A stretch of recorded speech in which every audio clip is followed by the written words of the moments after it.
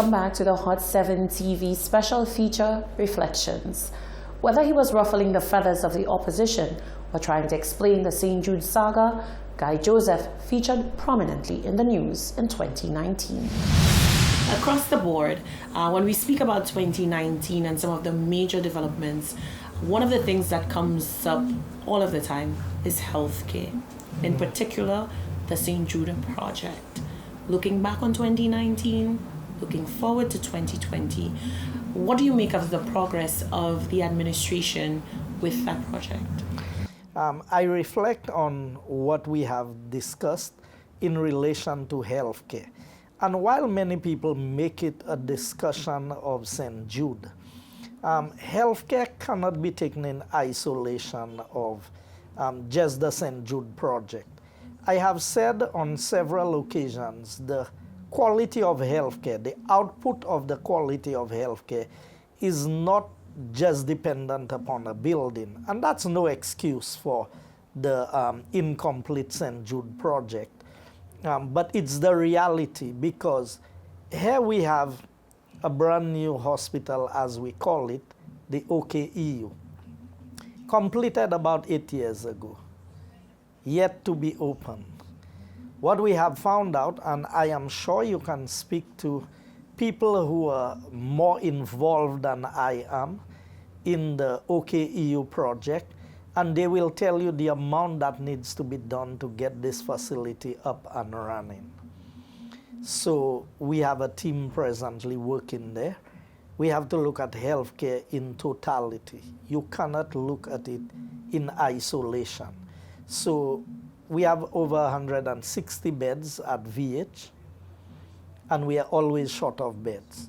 We are going into an OKEU facility with just over 120 beds. What do you think the situation is going to be in terms of bed shortages as far as that is concerned? So is it an automatic closure of VH and you just move into OKEU, as some people are saying? The cost of moving into OKEU may double the budget of healthcare in St. Lucia. So the approach of the government is one where healthcare is looked at as a total package. So we have major works being undertaken at all of the health centers around the island to make them smart centers where you can have proper healthcare being administered. We had started the Denry Polyclinic. Again, because of the bad designs that we inherited, the project had to be terminated for the time being or stopped, and we had to go back to the drawing board to redo what I was told could not be done. Healthcare is always a matter of life and death, and you have only one chance to get it right. When you get it wrong, it costs lives. And at the end of the day, if we are elected to do the right thing. And doing the right thing always comes at a cost. It comes at a cost of time, it comes at a cost of money, and it may even come at the cost of your future elections. But which one is more important? Doing the right thing or being elected and doing the wrong thing? Now, I would rather be associated with doing the right thing, even if the people choose to vote me out at the next election. I would rather know that I am voted out doing the right thing than to be voted in doing the wrong thing. As to where we are now, we have started the construction of the main wing for the hospital.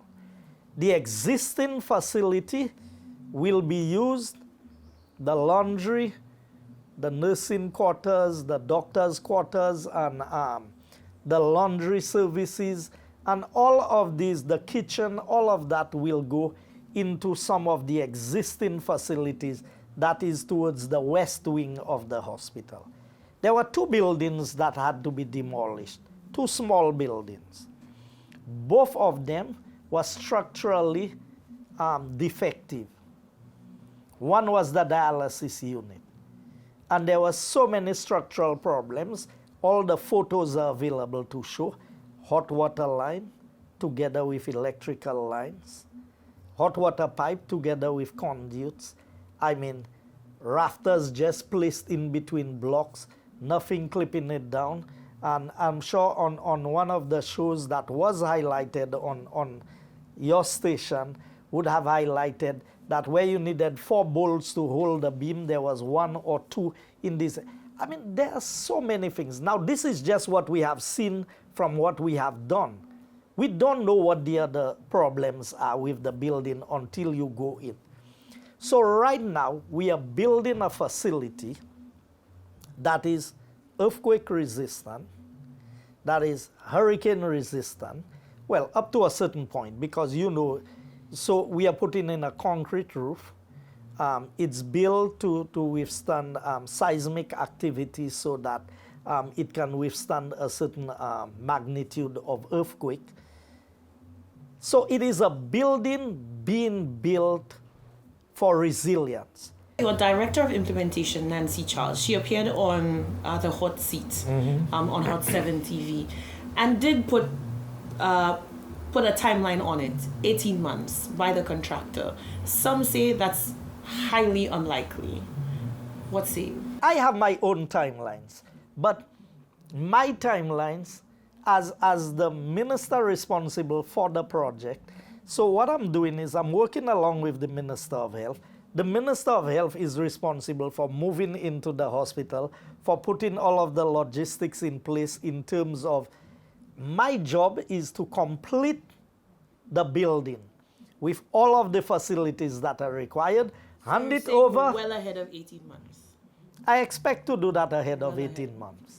On the matter of DSH, we're going to talk about the optics of the DSH horse racing track and St. Jude at the stadium. For many, the optics were all wrong.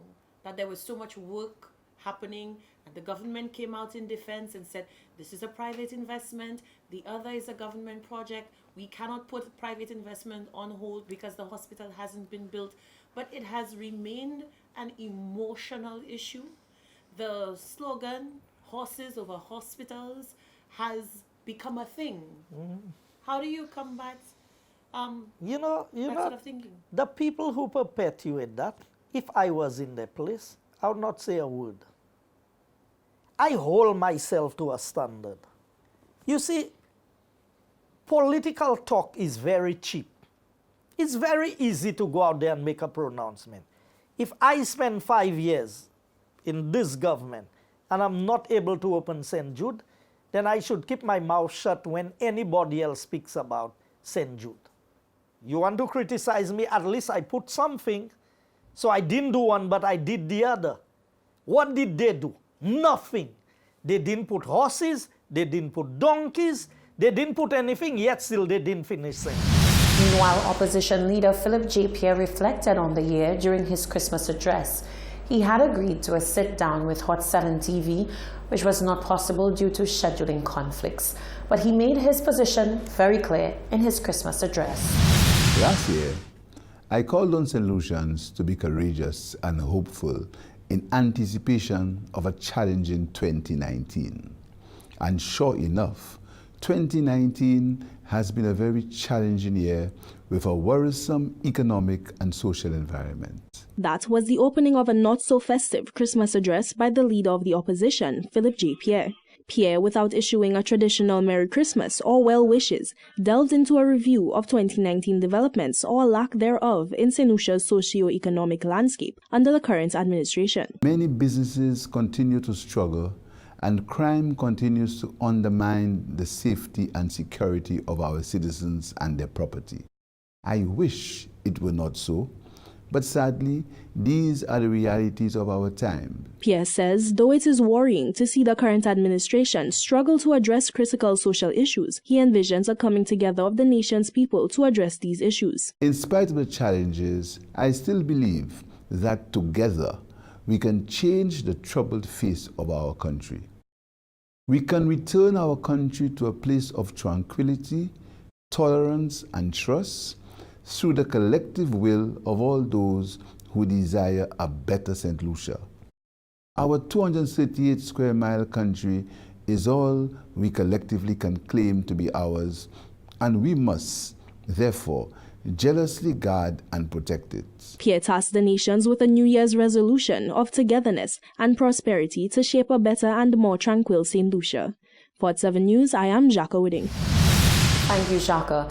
This is the Hot 7 TV special feature Reflections. When we come back, the president of the Police Welfare Association and Aaron Alexander, president of ICAR.